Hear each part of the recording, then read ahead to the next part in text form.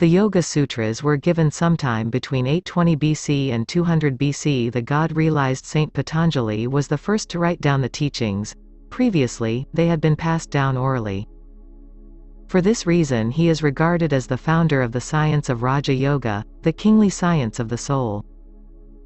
His teachings are of particular importance because this is the Aryan age, which holds the focus of mastery of the mind. Raja Yoga deals with the right use of the mind as an instrument for the soul and, hence, for self-realization. It helps to bring about the mastery of the mental body and will lead humanity to the fifth initiation. In Alice Bailey's book Light of the Soul, The Yoga Sutras of Patanjali, she says that the 3 books every student should have on hand for study are the Bhagavad Gita, the New Testament, and the Yoga Sutras of Patanjali. The Yoga Sutras are a step-by-step system of gradually unfolded spiritual development. They remind me a little bit of A Course in Miracles by Master Jesus. Each sutra is a one-sentence aphorism or teaching.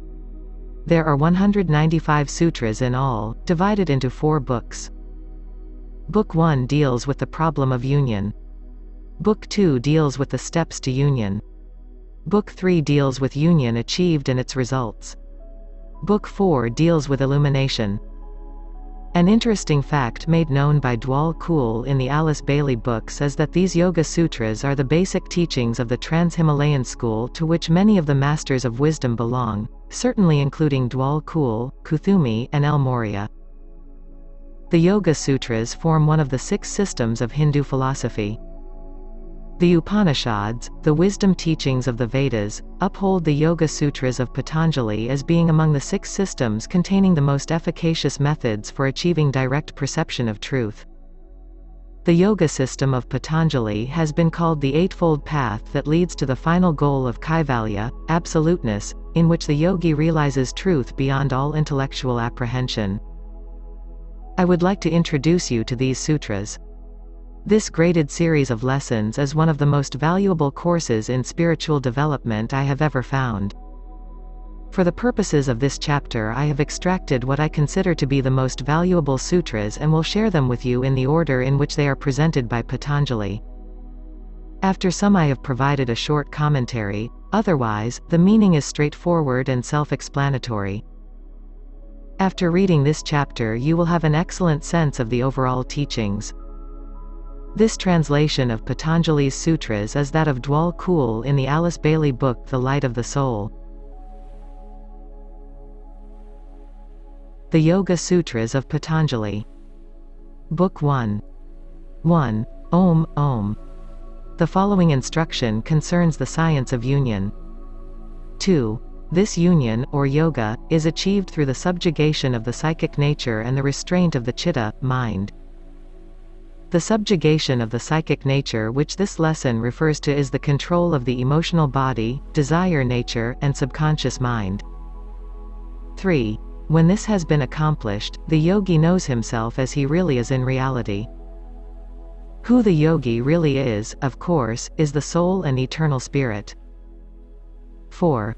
Up till now the inner man has identified himself with his forms and with their active modifications. Man has seen himself as his physical, emotional, mental, and/or etheric bodies and/or all of the changes these bodies go through. 7. The basis of correct knowledge is correct perception, correct deduction and correct witness, accurate evidence. This lesson deals with the correct use of the mind, the need for proper detachment, and the ability to see life from the soul's perspective, to perceive life from Christ consciousness, rather than from the negative ego's consciousness. 8. Incorrect knowledge is based upon perception of the form and not upon the state of being.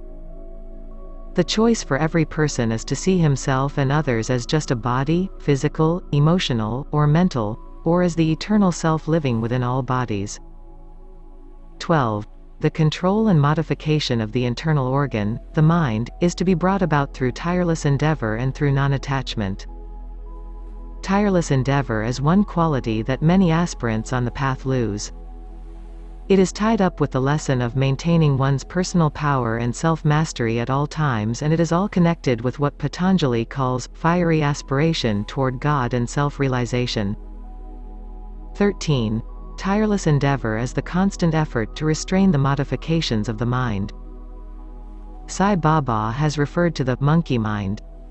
It is essential to maintain constant vigilance over it, since it is thoughts that create reality. 14. When the object to be gained is sufficiently valued, and the efforts toward its attainment are persistently followed without intermission, then the steadiness of the mind is secured. The object the disciple is seeking is complete merger with the soul and spirit, the monad. This unceasing, persistent effort leads to learning to keep the mind steady in the light, as Dwal Kul always likes to say. The disciple learns to remain in the Christ consciousness at all times, as well as remaining attuned to the higher self and soul. This becomes an automatic process as the conscious and subconscious minds are reprogrammed to stay attuned to the superconscious always. It is a matter of where one keeps one's attention, or focus. Mastery is gained, and then the lower self, material desire, and negative ego literally die. 15. Non-attachment is freedom from longing for all objects or desires, either earthly or traditional, either here or hereafter. The idea is to die to material desire and make one's only desire that for ascension, or God realization. All desires other than this are hindrances on the path. 16. The consummation of this non-attachment results in an exact knowledge of the spiritual man when liberated from the qualities, or gunas. This non-attachment leads to the realization of the monad, or spiritual self. This is one step beyond soul realization. Liberation from the gunas, or qualities, has to do with the three qualities of matter in Hindu thought: sattva, rhythm or harmony; rajas, activity; tamas, inertia. The disciple gains knowledge of the spiritual self because his detachment has led him to be the cause of his reality and the chooser of all form and qualities. 18. A further stage of samadhi, enlightenment, is achieved when, through one pointed thought, the outer activity is quieted. In this stage the chitta, mind stuff, is responsive only to subjective impressions. The disciple's total focus is only on the guidance from soul and spirit and not on the outer world and negative ego. 19. Other yogins, yogis, achieve samadhi and arrive at a discrimination of pure spirit through belief, followed by energy, memory, meditation, and right perception. This lesson is pretty straightforward. The only thing I would add is that energy follows thought, and the memory function comes to be in service of the soul, which allows the disciple to maintain what the Buddhists call mindfulness of the things that God would have one be mindful of. Right perception comes from perceiving life with Christ consciousness, not ego consciousness. Meditation is essential for self-realization. 21. The attainment of this stage, spiritual consciousness, is rapid for those whose will is intensely alive. This lesson I believe to have two meanings, in terms of the word, will. First of all, the single most important quality for psychological and spiritual growth is the development of personal power, which is will. The disciple who learns to own his power in all situations and at all times, in service to God, will make super-accelerated progress. The second meaning of will is the monad, or Father in heaven, who embodies the will aspect of the Creator. Spiritual consciousness as opposed to soul consciousness is an attunement to this energy. Soul consciousness carries the vibration of love, wisdom. 22. Those who employ the will likewise differ, for its use may be intense, moderate, or gentle. In respect to the attainment of true spiritual consciousness there is yet another way. Every disciple must learn to own his power to achieve self-realization.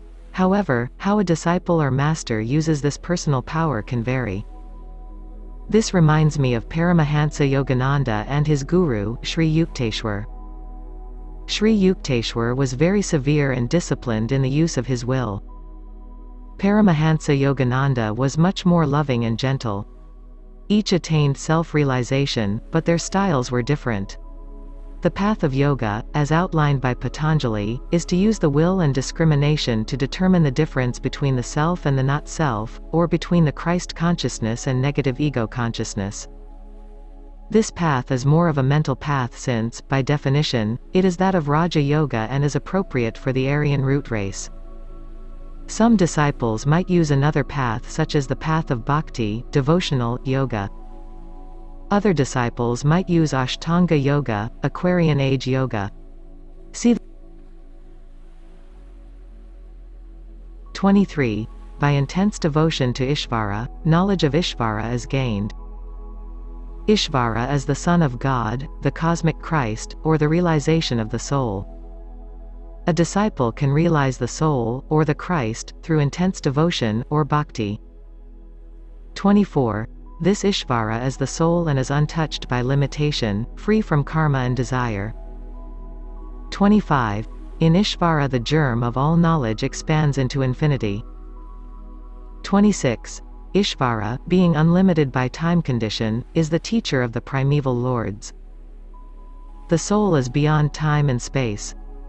Time is a mental construct of the incarnated personality in the world of matter.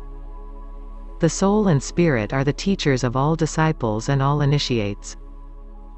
27. The word of Ishvara is Om, or Om. This is the pranava. The word Om is the sound of all forms existing in the physical plane. It is the word of glory. It is the pranava, the sound of conscious life itself. Om is the arrow to Brahman. It is the sound that God hears as humans breathe. When rightly understood and spoken, it causes the Christ, or soul, aspect to shine forth. It is the sound that brings forth, in manifestation, the incarnated personality. It releases the soul from all limitations. It is the integrator and synthesizer of spirit, soul, and body. It is the word of the fifth root race, the Aryan race. The Master, or God, within is the word Om.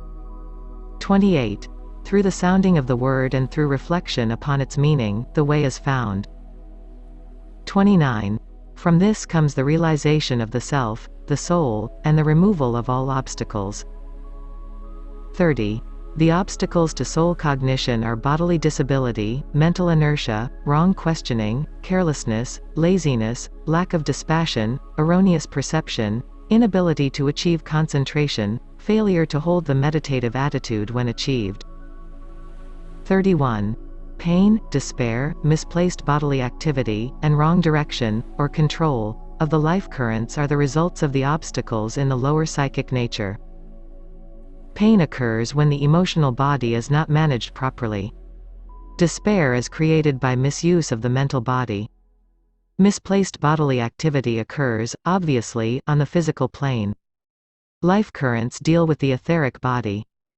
When these four bodies are not managed properly by the conscious mind in service of the soul, these results take place.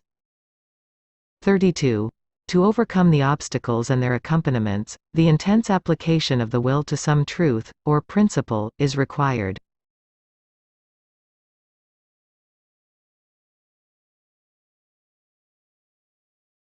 In the Light of the Soul, Alice Bailey and Dwal Kool provide a small chart to help disciples to focus their energies on the one truth or principle that is needed. Obstacle. Remedy. 1. Bodily disability. Wholesome, sane living. 2. Mental inertia. Control of the life force. 3. Wrong questioning. One-pointed thought. 4. Carelessness. Meditation. 5. Laziness. Self-discipline. 6. Lack of dispassion. Correct analysis. 7. Erroneous perception. Illumination. 33. The peace of Chitta can be brought about through the practice of sympathy, tenderness, steadiness of purpose, and dispassion in regard to pleasure or pain, or toward all forms of good and evil. Dispassion toward pleasure or pain and all forms of good and evil deals with the need for what Dwal Kool has called divine indifference. It comes from having detachment and what the Bhagavad Gita refers to as transcendence of duality. Having God consciousness means having even-mindedness and equanimity in the face of pleasure or pain, profit or loss, sickness or health, criticism or praise. The disciple learns to stay in inner peace and joy at all times while maintaining compassion but not over-identified empathy. The disciple learns not to live on the emotional roller coaster of the subconscious mind, negative ego, mental, emotional, etheric, and physical bodies. The incarnated personality, now merged with the soul, is the divine observer and changeless, yet it deals with the form side of life appropriately. 34. The peace of the chitta is also brought about by the regulation of the prana, or life breath. This lesson deals with the importance of rhythmic and structured regulation of one's daily activities in life in terms of wise time and energy management. The second aspect of this lesson deals with the importance of breath itself. The breath is really the foundation of all occult spiritual work. Not only do incarnated personalities breathe, but so do ascended masters and God himself. God breathes in and breathes out the universe. In Hindu philosophy, the science of breath is called pranayama. 36. By meditation upon light and upon radiance, knowledge of the spirit can be reached and thus peace can be achieved. 37. The chitta is stabilized and rendered free from illusion as the lower nature is purified and no longer indulged. Too many aspirants on the path indulge the lower self, emotional body, desire body, and 5 senses. As these are mastered, the 4 lower bodies, physical, emotional, mental, and etheric, become purified. 38. Peace, steadiness of the chitta, can be reached through meditation on the knowledge which dreams give. This can refer to the dreams one has every night while sleeping and to the dreams, visions, and reveries that come in meditation. One is taught in this world to think of what is experienced during sleep as a dream. In truth, that may be more the reality and waking consciousness more the dream. The inner world is reality, the outer world we are just visiting, and it is more the dream, in truth. 39. Peace can also be reached through concentration upon that which is dearest to the heart. Concentrate on the soul and spirit at all times and peace will be attained, for you will merge with your consciousness if concentration is unceasing. 40. Thus his realization extends from the infinitely small to the infinitely great. And from Anu, the atom or speck, to the Atma, spirit, his knowledge is perfected. The microcosm is like the macrocosm. This lesson can be summed up by an ancient hidden scripture that states, within the speck God can be seen. Within the man God can reign. Within Brahma both are found, yet all is one. The atom is as God, God is the atom. 41. To him whose vrittis, modifications of the substance of the mind, are entirely controlled there eventuates a state of identity with and similarity to that which is realized.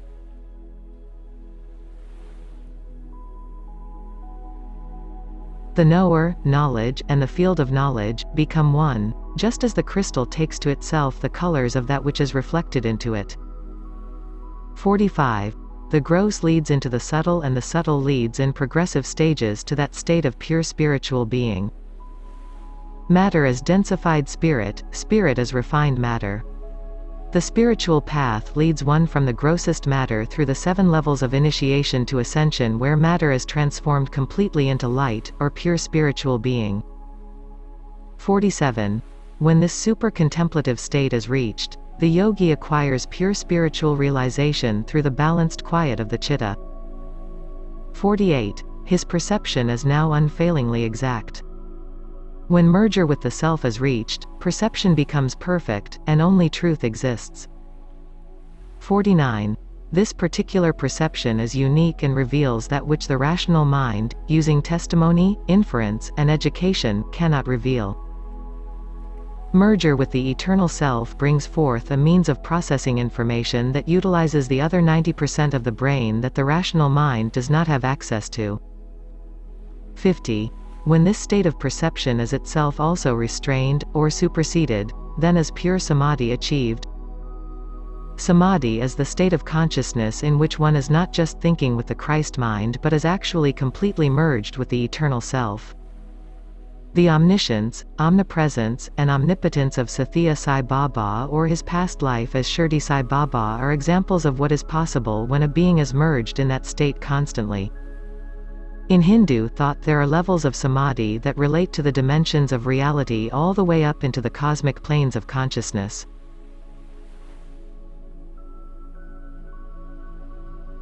Book 2 The Steps to Union. 1. The yoga of action leading to union with the soul is fiery aspiration, spiritual reading, and devotion to Ishvara. One of the most important qualities a disciple needs to cultivate on the spiritual path is fiery aspiration and enthusiasm for God. They can be cultivated by spiritual reading and devotional love for God. Jesus said that the whole law could be summed up as follows: love the Lord thy God with all thy heart and soul and mind and might, and love thy neighbor as thou love thyself. This commandment contains the fiery aspiration and the devotion to God. The yoga of action is karma yoga. The yoga of devotion is bhakti yoga. The yoga of the mind is raja yoga. The three of them combined include fiery aspiration, devotion, and spiritual reading. Patanjali was very exact in his science, hence the physical, emotional, and mental man. 2. The aim of these three is to bring about soul vision and to eliminate obstructions. Soul vision is another name for the Christ consciousness as opposed to negative ego consciousness. 3. These are the difficulties producing hindrances: avidya, ignorance, and the sense of personality, desire, hate, and the sense of attachment. Personality is the sense of negative ego, separateness, selfishness. The other qualities mentioned are self-explanatory. 4. Avidya is the cause of all the other obstructions, whether they be latent, in process of elimination, overcome, or in full operation. Ignorance stems from ego. As Sai Baba says, God equals man minus ego. Ego manifests, as Dwal Kul says, as glamour, maya, an illusion on the emotional, mental, and etheric planes and in those bodies. 5. Avidya is the condition of confusing the permanent, pure, blissful, and the self with that which is impermanent, impure, painful, and the not-self. Is one a physical, emotional, and mental body, or is one the eternal self living within these bodies? 6. The sense of personality is due to the identification of the knower with the instruments of knowledge. Again, is one the eternal self, the knower, utilizing the body's 5 senses, desires, emotions, thoughts, sensations, and feelings, or is one identified with and being victimized by these instruments of knowledge? 7. Desire is attachment to objects of pleasure. To pass the 4th initiation, one must release all attachments and release all material desire. One's only desire should be to become desireless. Said in another way, one's only desire should be to achieve liberation so one may be of greater service. 8. Hate is aversion for any object of the senses. The true yogi feels neither aversion nor desire. They are two sides of the same coin. The true yogi remains in divine indifference. 10. These 5 hindrances, when subtly known, can be overcome by an opposing mental attitude. The 5 hindrances are ignorance, sense of personality, desire, hate, and the sense of attachment. This gets into the science of attitudinal healing. Patanjali's Yoga Sutras are really very similar to the lessons in A Course in Miracles, which is about attitudinal healing. Emotions, be they positive or negative, come from the way one thinks. This is a fact, it is spiritual law. The easiest way to get rid of any negative quality is by using an opposing mental attitude. Replace ignorance with knowledge. Replace grudges with forgiveness. Replace doubt with faith. Replace desire with desirelessness. Replace fear with love. Replace attachment with non-attachment or with preferences. 11. These activities are to be done away with through the meditation process. The meditation process is a general term for doing the psychological and spiritual work of positive affirmations, visualizations, self-hypnosis, self-suggestion, mantras, words of power, repetition of the name of God, and meditation itself in the sense of attuning to the soul and spirit. 13.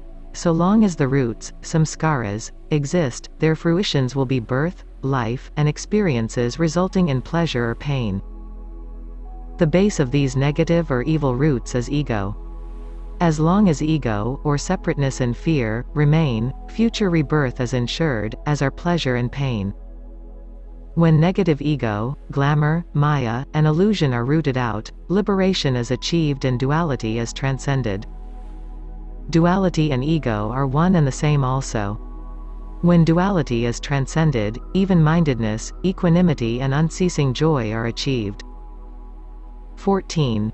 These seeds, samskaras, produce pleasure or pain according as their originating cause was good or evil.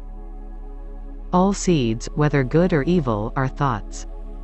Past life karma or this life karma are just thoughts that have been programmed into the subconscious mind. The most important concept is that all thoughts, be they from past lives or this one, can be reprogrammed. Wisdom, good thoughts, good feelings, and good deeds erase karma. 16. Pain which is yet to come may be warded off. This is achieved through a changed attitude of mind and the reprogramming of the conscious and subconscious minds in the pattern of the Christ consciousness.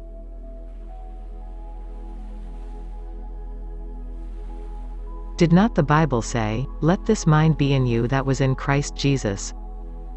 The subconscious can be completely cleansed of all mental and emotional toxins, just as the physical body can be cleansed of physical toxins.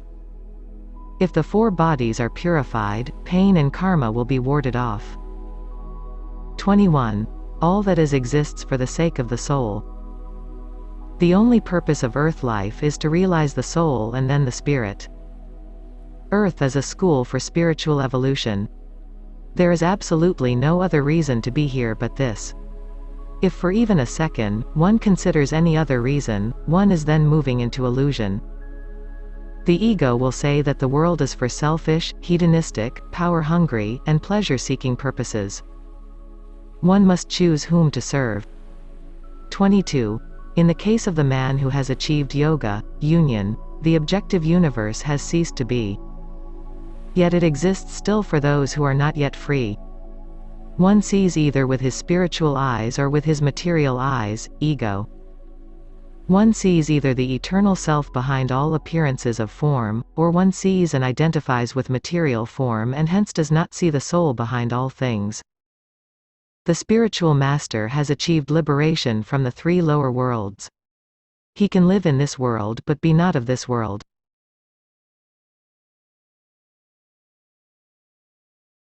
25. When ignorance is brought to an end through non-association with things perceived, this is the great liberation. When self-mastery is attained through detachment, discrimination, renunciation, Christ, spiritual, vision, relinquishment of desire, transcendence of duality and ego, mastery of the five senses, and becoming a cause of one's reality in service of the soul and spirit, liberation is achieved.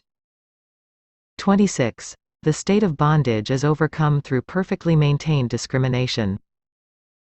One must discriminate between that which is of God and that which is not of God, that which is permanent and that which is impermanent, between the self and the not-self, between Christ consciousness and ego consciousness, between appearances and the reality that lies behind all appearances. 27. The knowledge, illumination, achieved is sevenfold and is attained progressively. Hindu philosophy maintains that there are 7 stages of illumination. The stage of knowing all that is to be known. Nothing further remains to know. In other words, the basic lessons needed to be learned in this earthly school have been learned. The stage in which the disciple frees himself from every known limitation.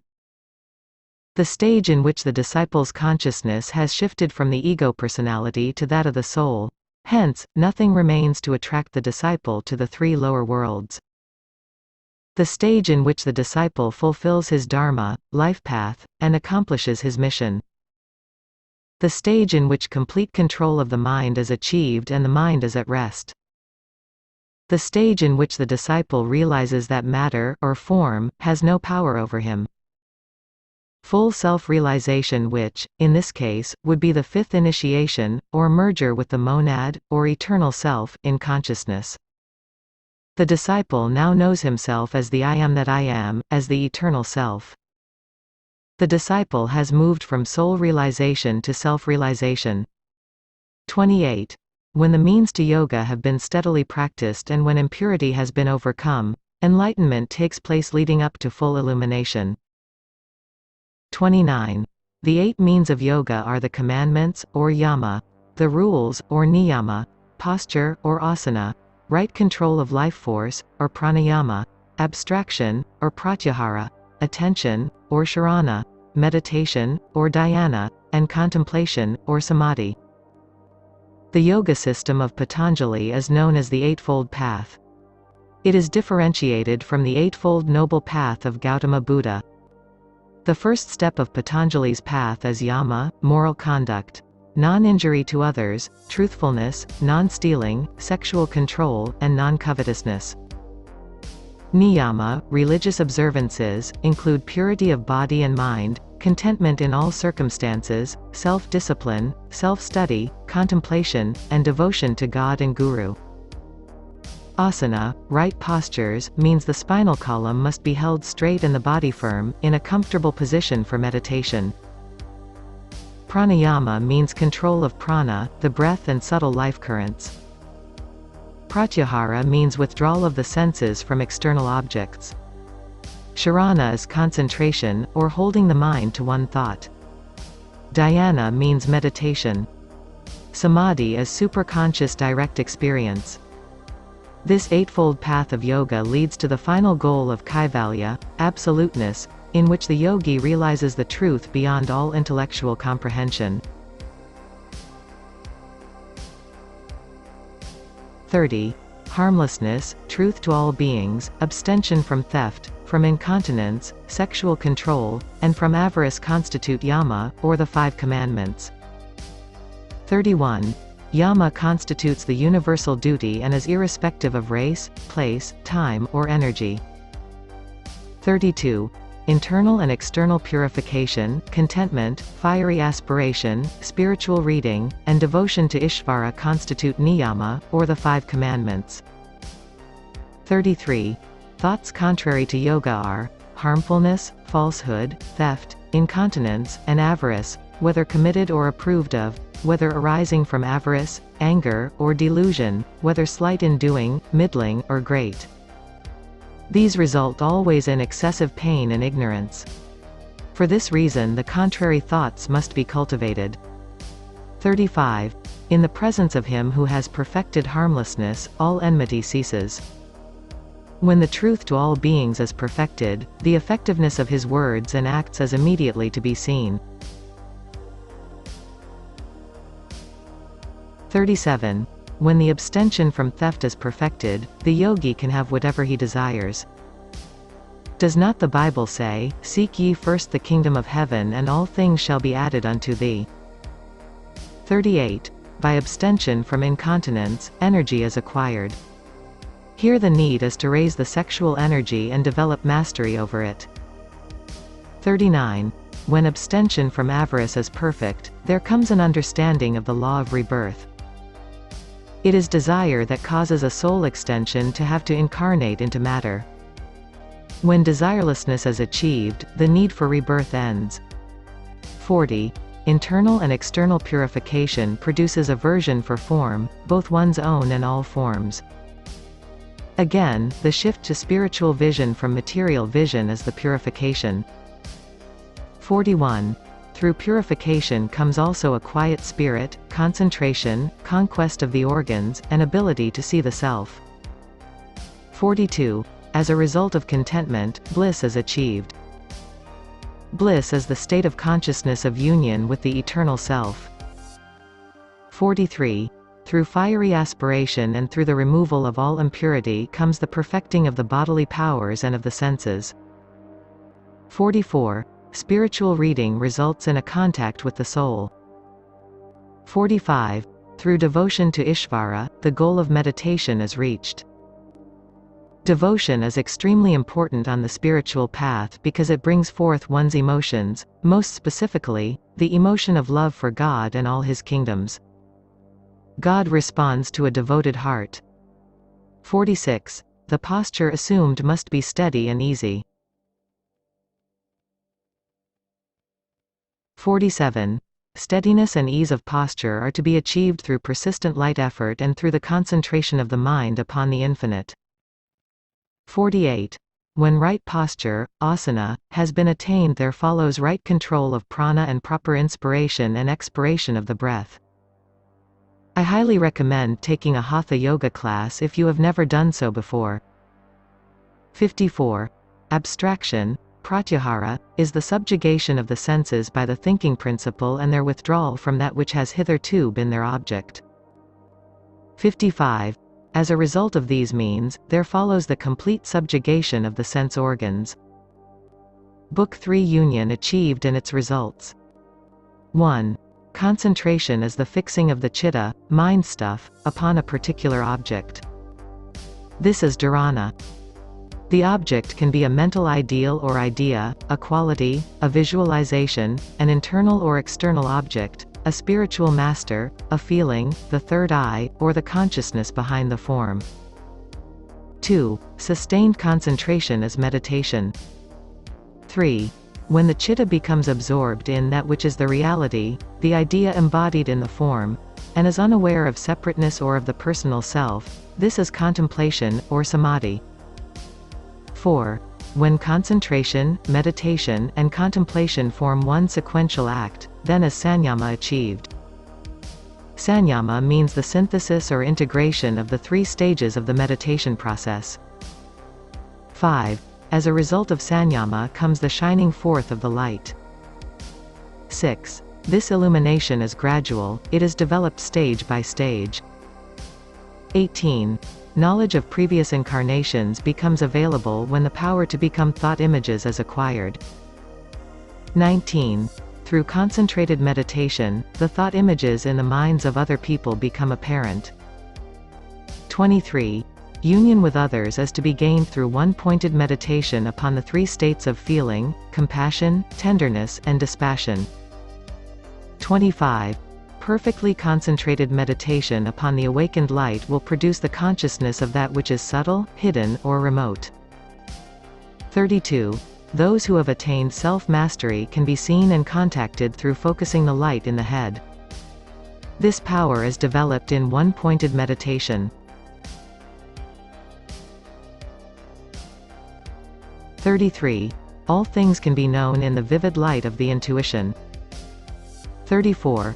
Understanding of the mind consciousness comes from one-pointed meditation upon the heart center.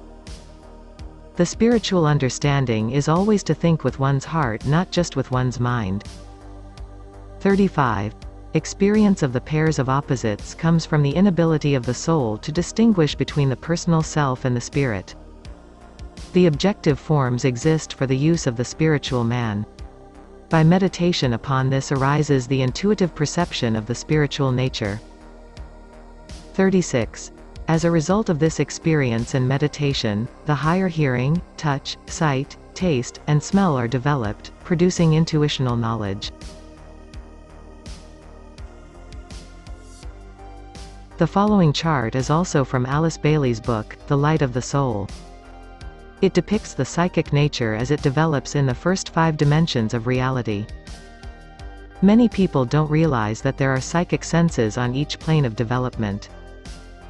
37. These powers are obstacles to the highest realization but serve as magical powers in the objective worlds.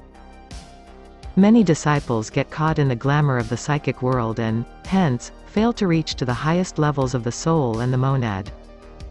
It is not that these psychic senses are bad, it is just that they must be used only in service of the soul and monad and must not be used by the negative ego. There are many seekers on the path who are extremely developed psychically yet are totally run by their egos and lower selves. There are many people who are great channels, and the same phenomenon has taken place. There are many traps on the spiritual path. Dwal Kul has called these the glamours on the path. The psychic level is a level of development different from the spiritual level. I have known psychics who didn't even believe in God, if you can imagine that. 39. By subjugation of the upward life there is liberation from water, the thorny path, and mire, and the power of ascension is gained. Freedom from water is symbolic of being liberated from the emotional nature. Liberation from the thorny path symbolizes the path of physical life. Liberation from the mire symbolizes liberation from desire and the lower self. This is the first time Patanjali speaks of ascension, or the sixth initiation. 42. By one-pointed meditation upon the relationship existing between the body and the akasha, ascension out of matter, the three worlds, and power to travel in space are gained. 45. Through this mastery, minuteness and the other siddhis, powers, are attained. Likewise, bodily perfection and freedom from all hindrances. A yogi has the ability to make himself in consciousness as small as an atom or as large as the infinite universe. The siddhis, or powers, can also be a trap for initiates who have not yet achieved ascension. Sometimes the siddhis can become more important to an initiate than God. This will ultimately lead to the loss of these powers and to karmic repercussions. 49.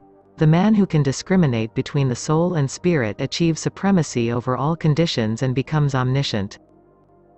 This lesson deals with the understanding that at the third initiation, the disciple merges with the soul. However, at the fifth initiation and at the sixth initiation, the initiate merges with the spirit. Merging with the soul is just an intermediate step, albeit a supremely important one.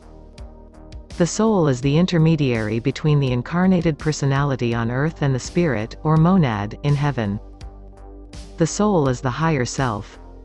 The next step after merging with the spirit is to merge with God directly at the co-creator level in cosmic dimensions of reality. 55. When the objective forms and the soul have reached a condition of equal purity, then is at one ment achieved and liberation results. When the four bodies are aligned with the soul and spirit and all are equally purified, liberation from the wheel of rebirth results. All lessons in this mystery school called Earth Life have been learned. Book 4 Illumination. 1. The higher and lower siddhis, powers, are gained by incarnation, or by drugs, words of power, intense desire, or meditation. These 5 methods for obtaining the siddhis relate to the 5 planes of consciousness. Incarnation is the physical plane method. Drugs blast open the astral consciousness. I am not recommending this method. Words of power are the mental plane method. Intense desire is the Buddhic plane method. Meditation is the Atmics plane method. 2. The transfer of the consciousness from a lower vehicle into a higher is part of the great creative and evolutionary process. The process of moving through the 7 levels of initiation speaks to this process. At each state and initiation the disciple becomes polarized to or identified with the next higher dimension or vehicle, body. The first initiation is focused on the physical vehicle. The second initiation focuses on mastery of the emotional vehicle. The third initiation deals with mastery of the mental vehicle. The fourth initiation becomes focused in the Buddhic vehicle and plane of consciousness. The fifth initiation is focused in the Atmics vehicle and dimension of consciousness. The sixth initiation moves into the light body, or ascension vehicle. At each initiation there is a transfer from a lower vehicle to the higher one just above it. 4. The I Am consciousness is responsible for the creation of the organs through which the sense of individuality is enjoyed. The I Am consciousness, of course, is the monad, or spirit. 5. Consciousness is one, yet produces the varied forms of the many. 24. The mind stuff also, reflecting as it does an infinity of mind impressions, becomes the instrument of the self and acts as a unifying agent. The mind, when working properly, serves as a unifying agent. When the mind is serving the negative ego, it serves as a separating agent. This is one of the keys to understanding Raja Yoga. 29. The man who develops non-attachment, even in his aspiration after illumination and isolated unity, becomes aware, eventually, of the overshadowing cloud of spiritual knowledge. It has also been referred to as the rain cloud of knowable things. This knowledge is held within the light body. The idea is to call forth the light body and merge with it so the knowledge becomes readily available in everyday existence. There are two levels of light bodies. There is the soul light body and the monadic light body. 30. When this stage is reached, then the hindrances and karma are overcome. 31. When, through the removal of hindrances and the purification of the sheaths, the totality of knowledge becomes available, not further remains for the man to do. The purpose for incarnating has been fulfilled. Summation. The profundity of these sutras is quite obvious. Meditating upon these lessons and the lessons in A Course in Miracles would give a person a supreme understanding of union with God through Raja Yoga. Those people who wish to study these lessons in a more in-depth fashion can purchase Alice Bailey's book The Light of the Soul. Om Shanti, Shanti, Shanti, Om.